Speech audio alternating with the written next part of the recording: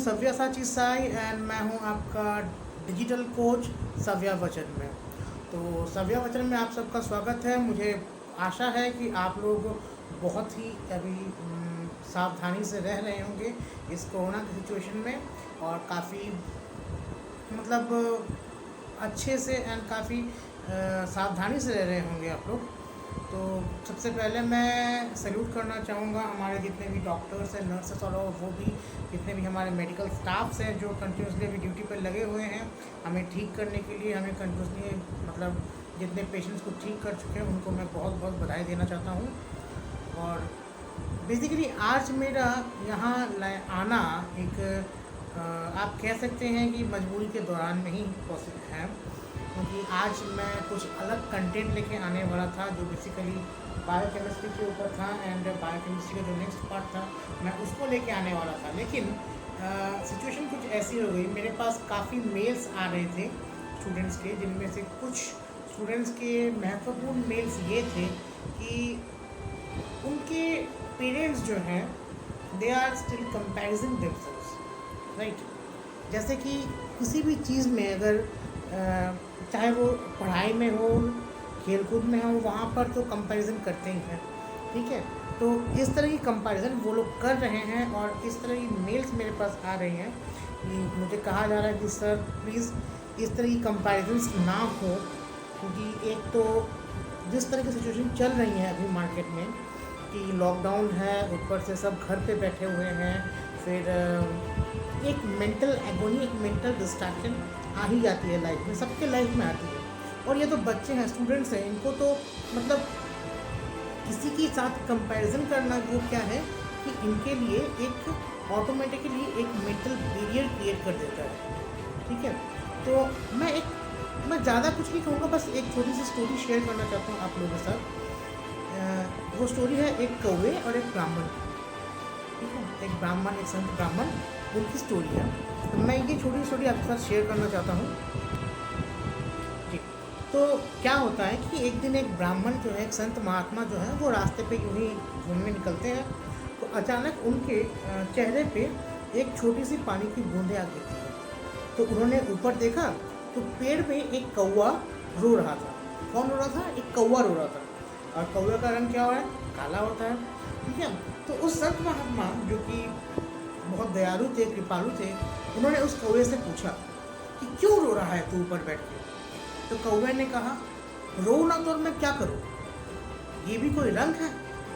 ये रंग भगवान ने मुझे दिया, ये भी कोई रंग दिया है क्या? जो देखता है भगा देता है, श्राद्ध में काम आता हूँ। लोग ना कोई मुझे पालते हैं, ना कोई मुझे प्यार से खाना खिलाते हैं, ना कोई पुचकारते हैं, ना कोई प्यार करता है, तो ये भी कोई रंग है? तो संत महात्मा जो कि दयालु थे उन्होंने पूछा, क्या चाहता है तू? तो वो कौवा बोला, प्रभु मुझे एक मौका दो, एक मौका दो कुछ बनने का। तो महात्मा बोले, क्या बनना चाहता है? प्रभु अगर दूसरा मौका मिले तो मैं हंस बनना चाहता हूँ। क्या सफ़ेद रंग है, मैं उसके जैसे हंस बनना चाहता हूँ, और प्रभु मुझे एक मौका कृपया दीजिए। तो वो संत महात्मा बोले, जा तुझे मौका दिया, लेकिन एक शर्त है। क्या शर्त है? शर्त यही है कि जा और पहले उस हंस से मिल के आ। तो वो कौवा जो था वो भागा भागा गया और मिलने गया हंस से। हंस पानी में अपने आराम से तैर रहा था। तो उसने बोला, हंस भाई कैसे हो? हंस भाई आप तो एकदम महान हो, क्या मस्त लाइफ है, क्या मस्त जिंदगी है आपकी, क्या सफ़ेद रंग दिया है भगवान ने आपको, एकदम शांति का प्रतीक। पानी में ऐसे पैडल मारते हो, तैर किया तो किसी को पता ही नहीं चलता। लोग आपसे फ़ोटो खिंचवाने के लिए मरे जाते हैं, एकदम आपके पास अगर फ़ोटो लेता, हाँ क्या मज़े की ज़िंदगी है। तो हंस ने बोला, कौन बोला रहे तुझे? तो कौवा बोला, क्यों, आप खुश नहीं है क्या? नहीं, बिल्कुल नहीं, नॉट एट ऑल। तो वो बोला, मतलब ये भी कोई ज़िंदगी है? सारा सफ़ेद रंग है, लोग फ़ोटो खींचते हैं, समझ नहीं आता मेरी खींचने की पानी खींच रहे हैं, ये भी कोई रंग है? साला मुर्दार का काम आता हूँ, मरने के बाद वाला रंग है। तो कौवा बोला, तो आप भी खुश नहीं है? नहीं। तो ये कौवा और हंस दोनों गए उस संत महात्मा के पास। ठीक है। तो दोनों जब गए संत महात्मा के पास, तो संत महात्मा बोला, बोल हंस, तुझे क्या बनना है? तो हंस भी हाथ जोड़ के बोला, प्रभु एक दूसरा मौका दे दो, बोल बनना क्या है वो तो बोल।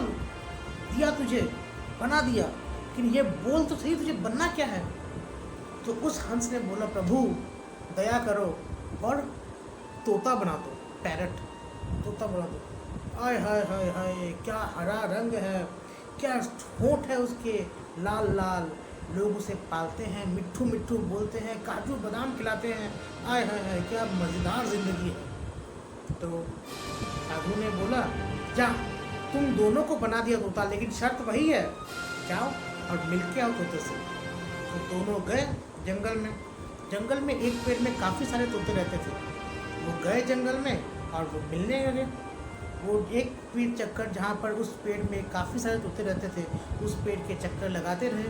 2 3 4 चक्कर लगाने के बाद उनको आखिर में तोता मिला।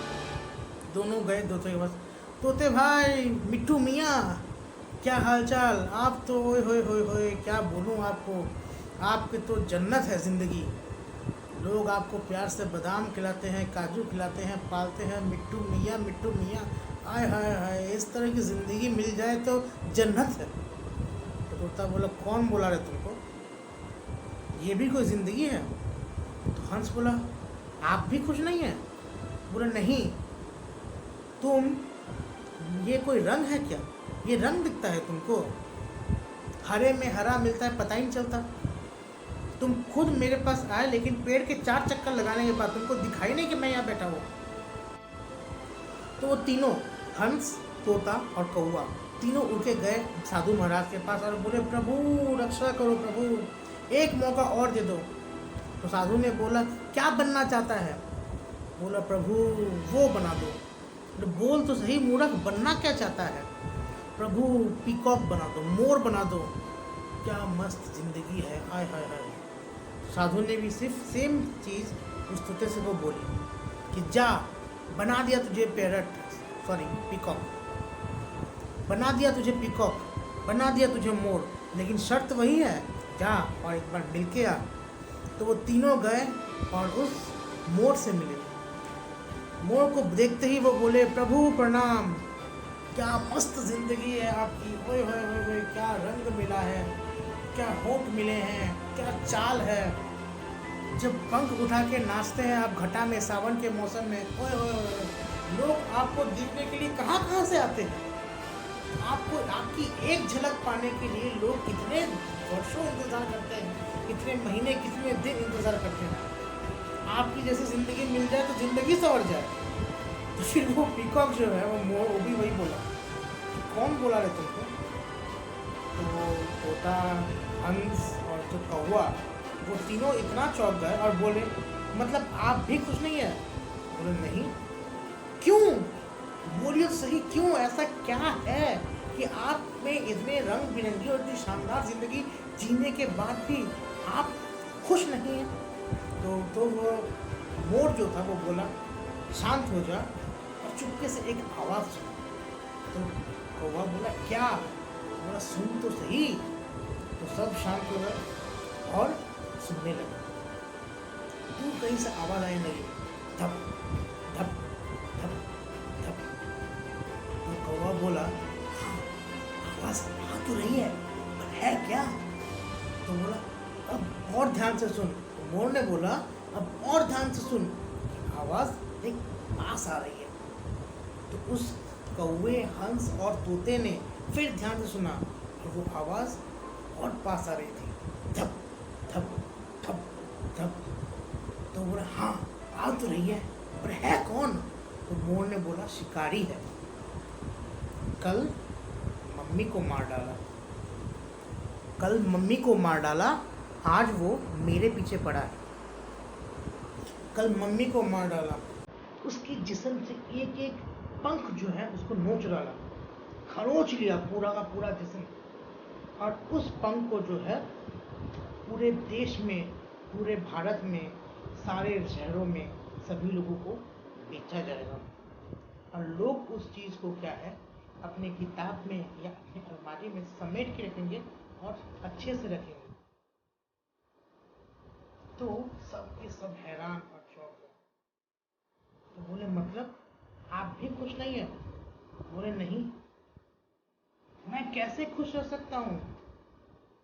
साला अगले घंटे मैं जिंदा रहूंगा या नहीं, जिंदगी मुझे मिलेगी या नहीं उसका मुझे पता नहीं, मैं कैसे खुश रह सकता हूँ? तो कौवा बोला तो आपके हिसाब से क्या बनना सही है? तो वो मोर बोला कौवा बन रहा। तू तू पागल, तू जो कौवा, तू सबसे सुखी है, सबसे खुश इंसान है। तो बोला कैसे? कौवा जोर से चिल्लाया, बोला कैसे? बोला सुन, तूने कभी सुना है कि किसी कौवे को मार दिया गया है खाने के लिए? किसी कौवे को मार दिया गया है उसको बेचने के लिए? तो बोला नहीं। मटन बिरयानी मिलती है? बोला हाँ। चिकन बिरयानी लोग खाते हैं? बोला हाँ। कौवा बिरयानी कोई खाता है? बोला नहीं।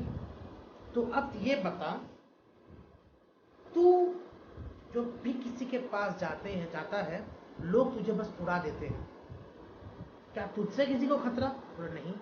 क्या तुझे किससे किसी को खतरा? वो नहीं। तो मस्त जी अपना लाइफ, जिंदगी तू मस्त जी रहा है, यहाँ मैं नहीं, मुझे पता नहीं अगले घंटे मेरे साथ क्या होने वाला है। तो दोस्तों, मेरा आप सबसे, यहाँ तक कि जो भी स्टूडेंट्स और जो भी पेरेंट्स मुझे देखते हैं, मेरे चैनल को फॉलो करते हैं, उन सबसे मेरा यही आग्रह है, यही निवेदन है कि आप कभी भी अपने बच्चों को कंपैरिजन मत कीजिए। भगवान ने आप सबको एक अलग अलग तरीके से बनाया है। कोई भी बच्चा एक दूसरे से सिमिलर नहीं है और ना ही हो सकता है।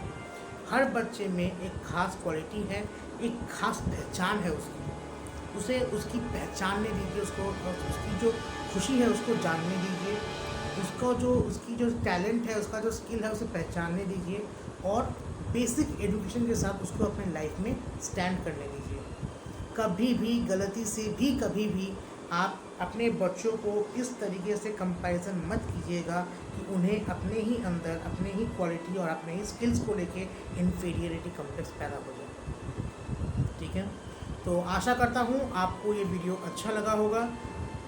अगर आपको ये वीडियो अच्छा लगा है तो हमारे चैनल को प्लीज़ प्लीज़ प्लीज़ सब्सक्राइब करें, लाइक करें इस वीडियो को, इस वीडियो के अंदर कमेंट करें कि आपको ये वीडियो कैसा लगा और आप आगे इस तरीके से और कौन कौन से टॉपिक को जानना चाहते हैं।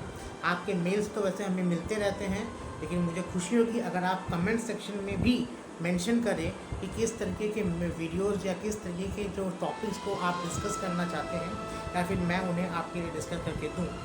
ठीक है, अगर आप अभी मैं आपके सामने एक नया चीज़ भी बोलना चाहता हूँ कि अगर आपको नया नया टॉपिक्स, नया नया करंट अफेयर्स या फिर जो भी चीज़ ट्रेंडिंग में है वो आपको पढ़ने में अच्छा लगता हो, तो आप फेसबुक में एक पेज है रिव्यू किंग बोल के, तो मुझे वो पेज काफ़ी अच्छा लगा एंड मैं खुद भी उसे फॉलो करता हूँ और वहाँ के जो आर्टिकल्स है, पोएम्स है, जो आई थिंक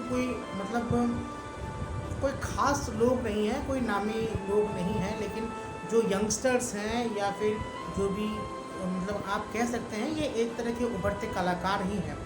तो ये यंगस्टर जो हैं ये फॉलो करते हैं, ये उसे लिखते हैं। आपको उनमें कई बच्चे ऐसे नज़र आ जाएंगे जो इतनी अच्छी कविताएं लिखते हैं, इतने अच्छे आर्टिकल लिखते हैं और इतने अच्छे तरीके से किसी भी ट्रेंडिंग चीज़ को या किसी भी न्यूज़ को प्रेजेंट करते हैं। वो आर्टिकल्स आपको हर चीज़ वहाँ पर आपको पढ़ने को मिल जाएगी। तो मैं जो उस फेसबुक पेज जो है उसका मैं लिंक जो है मैं डिस्क्रिप्शन में डाल दूँगा, आपको वहाँ से वो लिंक मिल जाएगा।